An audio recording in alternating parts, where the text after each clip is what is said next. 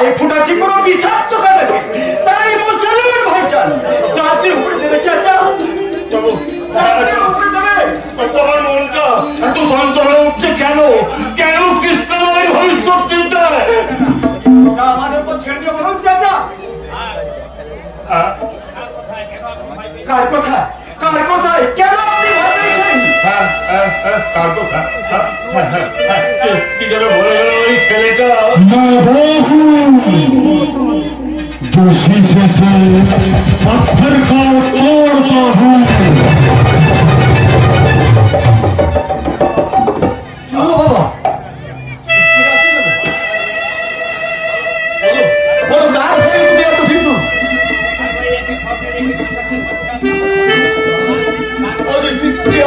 চাপা চাপা সর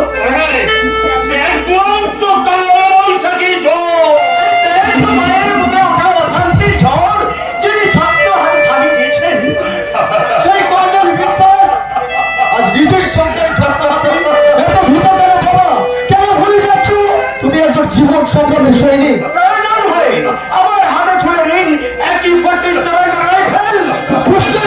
শিষ্য পালন করে তুমি বুঝিয়ে দেবো তুমি একজন দেশভক্ত সৈনিক।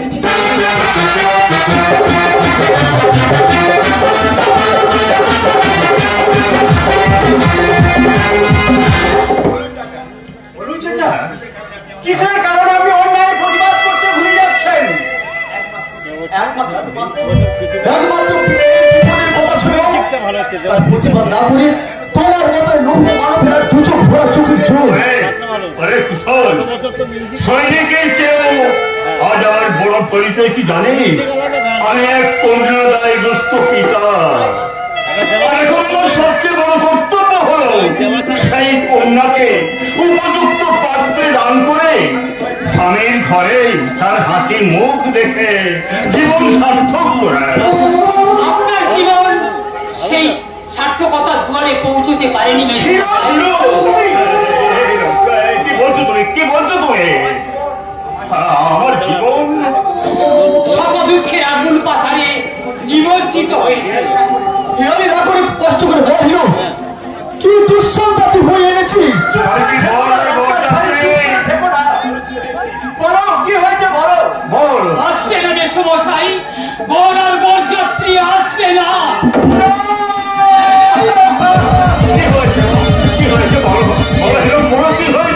কিছুক্ষণ আগে ওই কতুলপুরের কাছে এক ফাঁকা রাস্তায় হাতে খুন হয়ে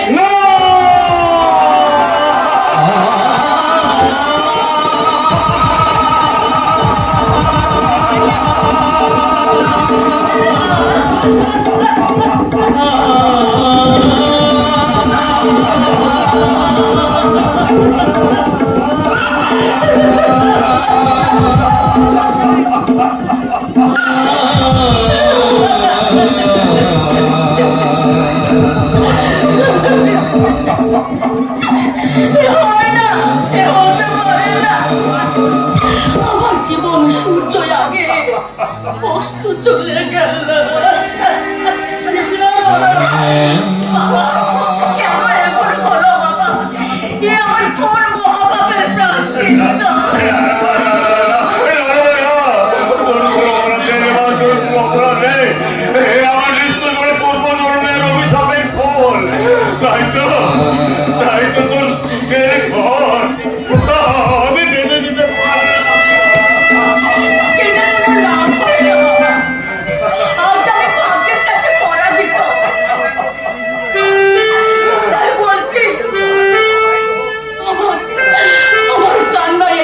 প্রবাহিত হোক দাদা, অনেক চেষ্টা করে কি করবি আমার ভাগ্যের ঘর না থাকলে। চিন্তা করিস না, আর রাতেই যে কোনো প্রকারে তোকে সুপাত্রী হাতে অর্পণ করে তোর সুখে ঘর সান্ত্বনা দিচ্ছ দাদা, কিন্তু তুই কি জানিস যে মেয়ের বিয়ের রাতে বর খুন হয় তার মতো কুলক্ষণা মেয়েকে কেউ বিয়ে করতে এগিয়ে আসবে না। নিশ্চয় আসবে। আমরা গ্রামে গ্রামের প্রতিটি যুবক ছেলেদের কাছে হাত জোর করে অনুরোধ করেই বলবো, আমি তাদের পায়ে ধরে বলবো, ভাইজান দয়া করে আমার ছোট্ট বহিনটিকে লগ্ন বিয়ে করে লগ্ন বর্ষের হাত থেকে রক্ষা করো, রক্ষা করো। তারা দেরি নয়, হিরো রমজান তোরা আর আমার সঙ্গে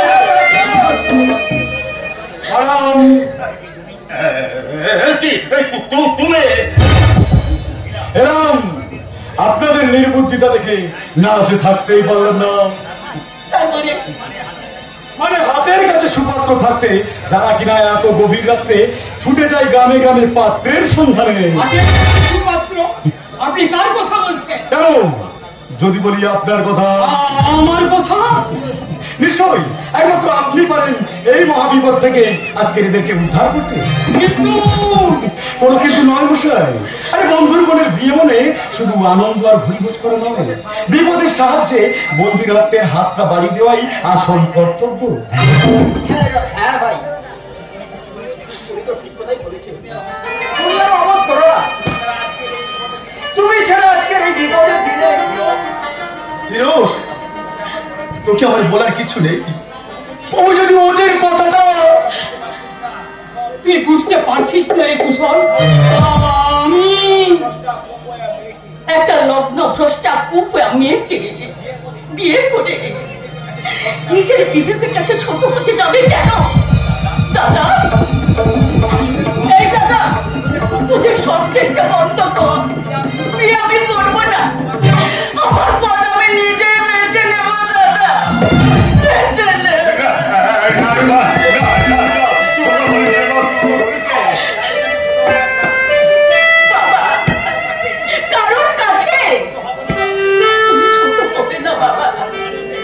সম্মানীয় ব্যক্তি তুমি, অন্যে লেখে বিশ্বাস।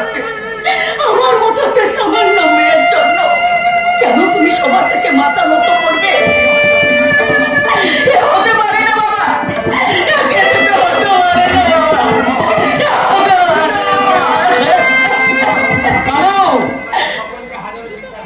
তোমাদের সকলকে হাজারো চিন্তার হাত থেকে মুক্তি দিতে আমার শেষ সিদ্ধান্তটা আমি নিজেই ঠিক করে নেব।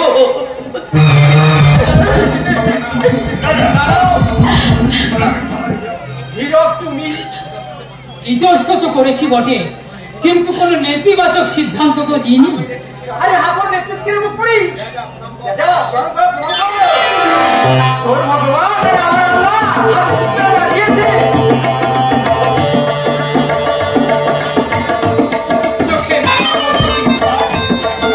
আর এখন এগুলি চোখের জল মানাই না।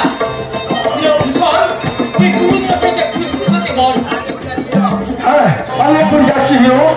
অমাবস্যার নিকটকাল অন্ধকার ভেদ করি আমার বোনের জীবনে আজ নবভবতের স্কুলকে উদয় হতে চলেছি এমন একটি শুভক্ষণে। কারণ দুটি হৃদয়ের পবিত্র মিলনের অপর নামে দিয়ে, আর সেখানে পুরো মন্ত্র ঠাকুর দেবতার কোনো প্রয়োজন নেই। কর্নেল সাহেব, আপনি হিরোকের হাতে কর্ণ সম্প্রদান করুন, আর ওই পবিত্র বন্ধনই হোক ওদিন স্বামী স্ত্রীর স্বীকৃতি।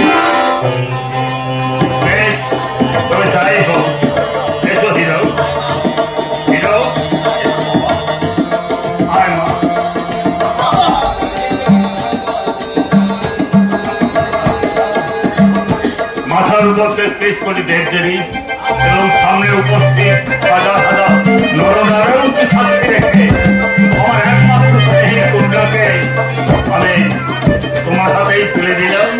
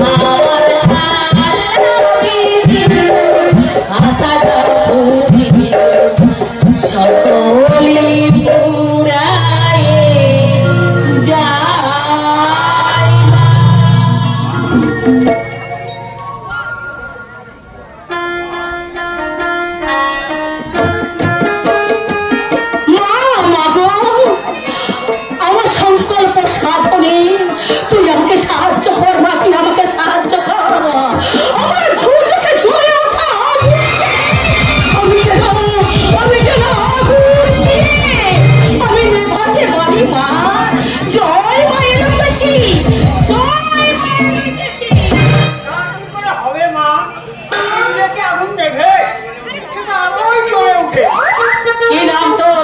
কে তুই? আমি আমার কিন্তু এত বড় নামে তো তোকে দেখা যাবে না বৎস। আমি বলো তোর নামটাকে ছেটে দিয়ে আমি তোকে বলবো। দোহাই মা দোহাই, ও কাজটা করবেন না। নামের শেষটা ছেড়ে দিলে তোমার টেস্টি রাখু বাঞ্চার হয়ে যাবে। দয়া করে ও কাজটা করবেন না বাবু, করবেন না। বেশ বল তোর সমস্যাটা কি? কি আর বলবো মা, ওগুলো লাঠি ঘাটা আর আমি শব্দ করতে পারছি না। আপনি যদি ওষুধ কিংবা একটা মাদুলি দেন। তাতে কিছু হবে না বৎস। নারী কখনো মোহিনী আর কখনো বাঘিনী রূপ ধারণ করে। তবে সেই রূপটা ধরে রাখার দায়িত্ব একমাত্র পুরুষের। আর যে পুরুষ তা না করতে পারে তাকে বাঘিনী বইয়ের লাঠি ঝাঁটা সহ্য করতে হয়। মরে যাবো মা, মরে যাবো, একেবারেই মরে যাবো। ও শাড়ির মুড়ো ঢাকা আমি আর সহ্য করতে বৎস, এটা মায়ের পবিত্র মন্দির, এখানে তুই মুখ খারাপ করবি না বৎস। হয় মা। ঠিক আছে, আমি আমার বউটাকে আগামী অমাবস্যা রাতে তুই এখানেই পাঠিয়ে দিবি। সে কি রাক্ষসীকে অমাবস্যা রাতে পাঠাই? যদি ডাকিনি হয়ে ফিরে আসে আমার রক্ত চুষে খাওয়াবে। সে দায়িত্ব আমার। তোকে আমি যা বললাম তুই তাই করবি। বেশ, তাই হবে মা। এখন হয়ে যে এখন আমার হাতের মধ্যে হাত পাশে নিয়ে যাচ্ছে শ্মশান। একলা মেয়ে মানুষ, ওরে বাবা রে। তোর কোনো ভয় নেই বৎস, আমি আছি। জয় মায়ের লোকেশী।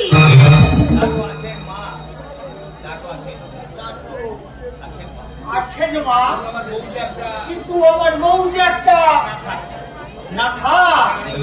এখানে অনেক লোকজন আছে, কথাটা কেউ যদি তার কানে তুলে দেয়।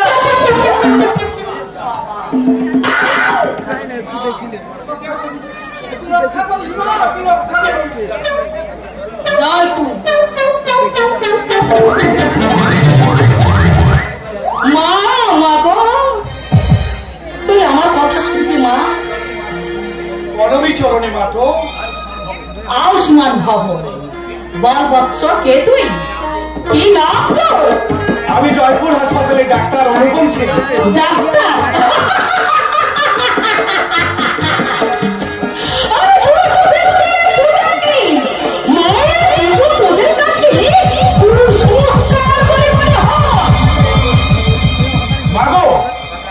কথাটা বলার আর লেখার মধ্যে বাস্তবের কোনো মিল নেই মা। যারা বলে কিংবা লেখে তারাই বেশি বেশি করে দেবদেবীর পুজো করে মা। বেশ, তাহলে বল তোর এখানে আসার উদ্দেশ্য কি? আমার পিতৃমাতৃ হারা একমাত্র বোন অনন্যা সেন, তার শিক্ষা দীক্ষা থাকা সত্ত্বেও সে বড়ই উচ্ছৃঙ্খল জীবন যাপন করে। তাই আপনার কাছে। বৎস, শিশু জন্ম নেয় কাদা ডেলা রূপে, পরিচর্যার গুণে সে হয় শীত অথবা পাদ। আর তোর বোনের ওই উচ্ছৃঙ্খল জীবন তোদের এই উপযুক্ত পরিচর্যার অভাবে ফল। তাছাড়া পিতৃ মাতৃহীনতাও তার একটা কারণ হতে পারে। তাই কোন ওষুধ বা মাদুরিতে এখানে কোনো কাজ হবে না। তাহলে কি বল, সে এমনি ভাবে ধ্বংসের দিকে এগিয়ে যাবে? না, ধ্বংসের পূর্ব মুহূর্তে সে বড় ধরনের একটা আঘাত পেয়ে সে আবার সঠিক পথে ফিরে আসবে। এটা এটা মায়ের বিধান। জয় জয় মায়ের লোকেশী। আর ততদিন তোকে এক মুখ জ্বালা যন্ত্রণা নিয়ে তোকে সবকিছু সহ্য করতে হবে বৎস। বেশ, আপনার আদেশ শিরোধার্য, কিন্তু অন্য কি কোনো বিধান? ওর কোনো প্রিয়জন আছে যে ওকে প্রচন্ড ঘৃণা করে? আছে আছে, ওর স্বামী এক সহজ সরল নিষ্পাপ যুবক। শোন, ওই স্বামী পারবে ওকে সঠিক পথে ঘিরিয়ে আনতে। আপনার অমূল্য উপদেশের জন্য মা আপনার চরণে শত কোটি প্রণাম।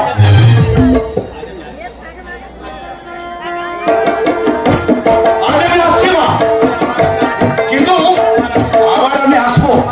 আমার বিশ্বাস আপনার পদস্থিত পথেই একদিন আমার বোন অন্ধকার থেকে আলোর জগতে ফিরে আসবে। নিশ্চয়ই নিশ্চয়ই ফিরে আসবে।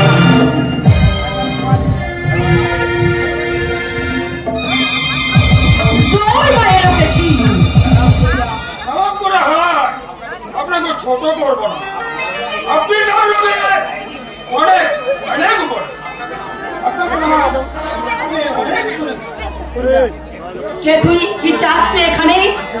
আপনি হ্যাঁ রহমত মিয়া, এই বাংলাদেশে পড়া বর্তমান নিবাস জয়পুর।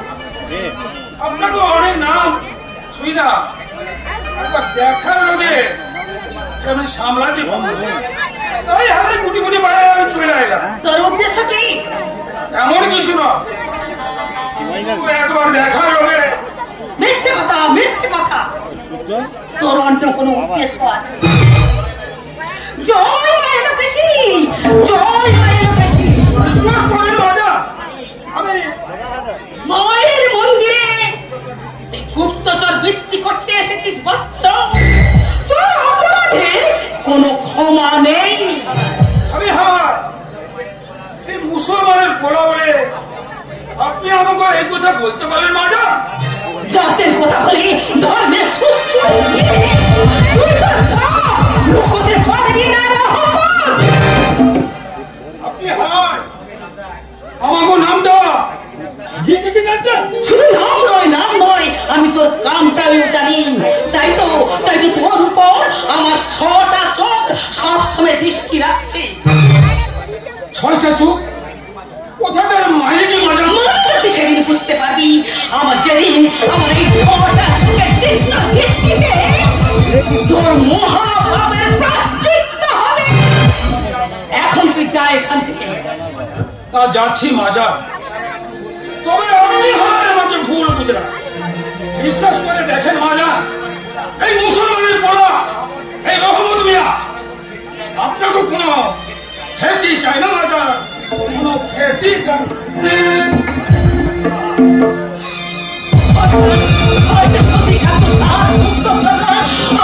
আমার এই আশ্রমের পাশে পাশে ঘুরে বেড়াচ্ছে। তুই আর তুইয়ের চার, মানে তুই দুপুরের চার। কিন্তু সে জানে না আমার ছেলে অশান্ত। কিন্তু আমার ছেলে অশান্ত। तेरा साया मैं तुझको थाम लूं, उठ के लब से पहले मैं तेरा नाम लूं।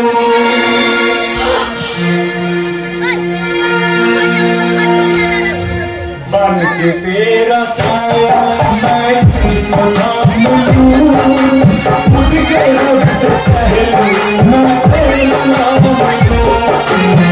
तुझे पता चले जगा तेरी, तेरे सिवा आज मैं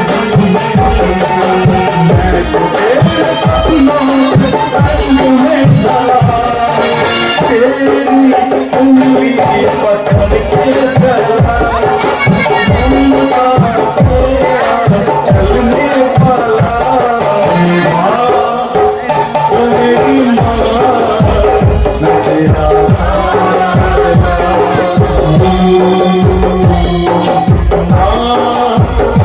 मेरी माँ न तेरा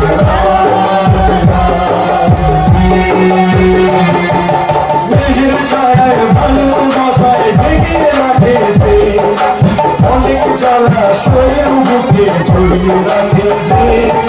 স্নেহের ছায়ায় ভালোবাসায় ঢেকে রাখেছে, অনেক জ্বালা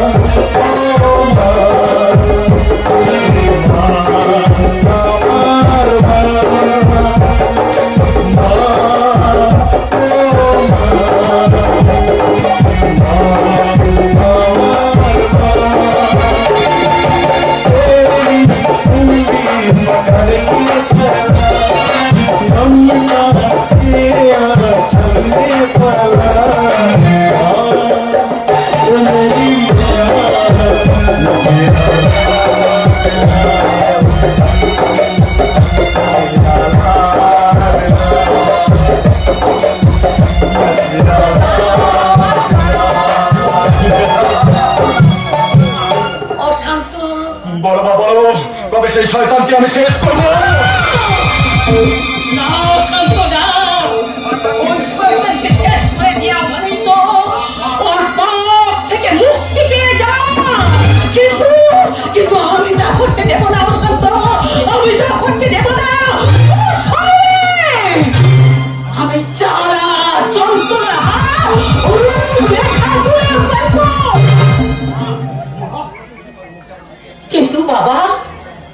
কিন্তু বাবা তোর মুখটা এমনি করে শুকিয়ে গেছে কেন রে বাবা? দাঁড়া বাবা দাঁড়া, এই রে বাবা, এটা তুই এক নিঃশ্বাসে এসে একেবারে শেষ করে দে। আর তোর ভেতরে পুরুষার্থকে জাগিয়ে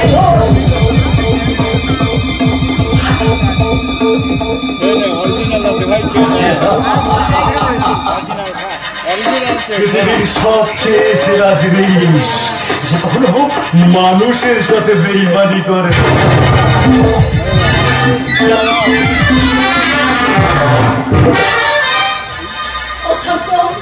এইবার বল, ওই প্লাস্টিক চৌধুরীর মেয়ে অলকা ধর্ষিত হয়ে খুন হয়েছে, কিন্তু তার ফলে পুলিশ কোনো প্রতিক্রিয়া? অনেক ঘটনা হয়েছে এবং এখনো হচ্ছে, কিন্তু আমাদের কারোর গায়ে কোনো কাঁটা আর আচল লাগে না কোনদিন। কিন্তু যাক, ওই কর্নেল একে বিশ্বাসের মেয়ে কৃষ্ণা বর খুব হওয়ার পরে বর্তমানে সে রতিকান্ত সাহার বড় বৌমা।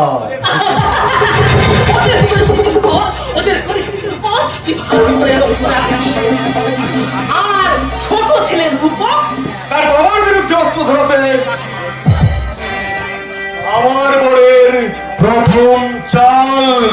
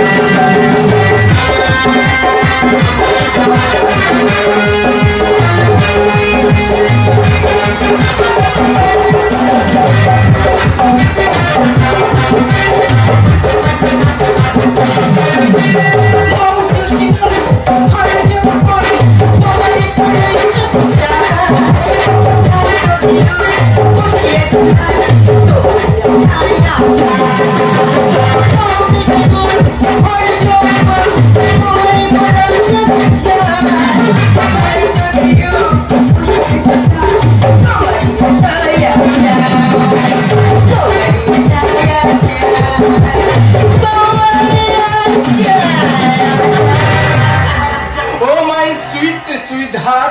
এবার আমি তোমায় বেশি বেশি মানে খুব বেশি বেশি ভালোবাসবো। কিন্তু তোমার ভালোবাসাকে মেনে না নেয়। বাবা বাবা কোন শালা? পৃথিবীতে তো সবাই বাবা।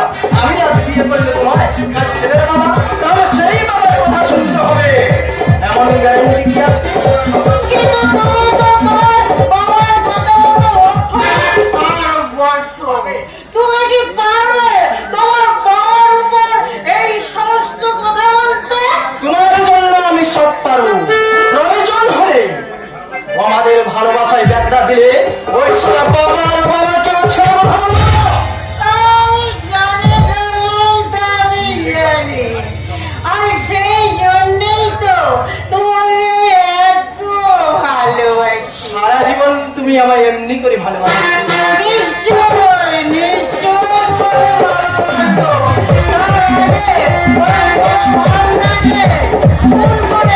সমস্ত সম্পত্তি হাতিয়ে দিয়ে তুমি যদি আমার মনের রাজা হতে পারো। ওর এমন কি কথা? প্রয়োজন হলে ওই শালা পুরোকে ছুরির ডগায়। তোমার না খুব বেশি নেশা হয়ে গেছে ডার্লিং। আজ তুমি বাড়ি যাও, আমার ঠিক আছে আমার স্বপ্নের রানী। আজ যাই, কাল ঠিক সময় এসে কিন্তু।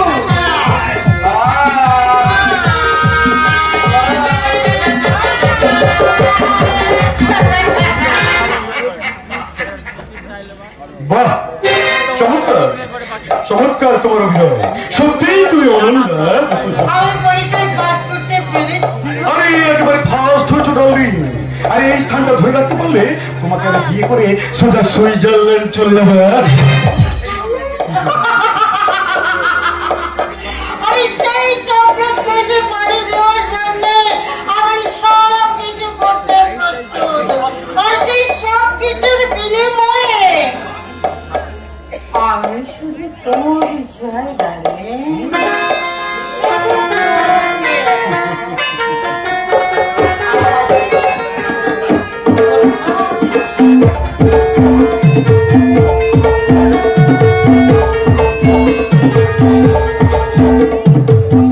অশান্ত, তুই কি সত্যি ওকে? মাগো, আমি অশান্ত, একটা ভয়ঙ্কর ঘূর্ণিঝড় সে সমস্ত কিছুকে ওলট পালট করে দিতে পারে, কিন্তু কিন্তু ভালোবাসার স্বপ্ন দেখাতে পারে না। আমিও সেটাই চাই অশান্ত। কারণ সবার ছেলে বড় হয় তার মায়ের দুঃখে, আর তুই বড় হয়েছিস এই পৃথিবীর ধুলো বালি খেয়ে। তাই আমি চাই এখন তুই যে দুধের পেপাসা মেটাবি এই সবার সংসারে রক্তটা চুষে খেয়ে। আর সেই জন্যই তো তোমার পিপাসাই আমার পিপাসা, তোমার প্রতিহিংসাই আমার প্রতিশোধের নেশা। আমার ছেলে ছাড়ো।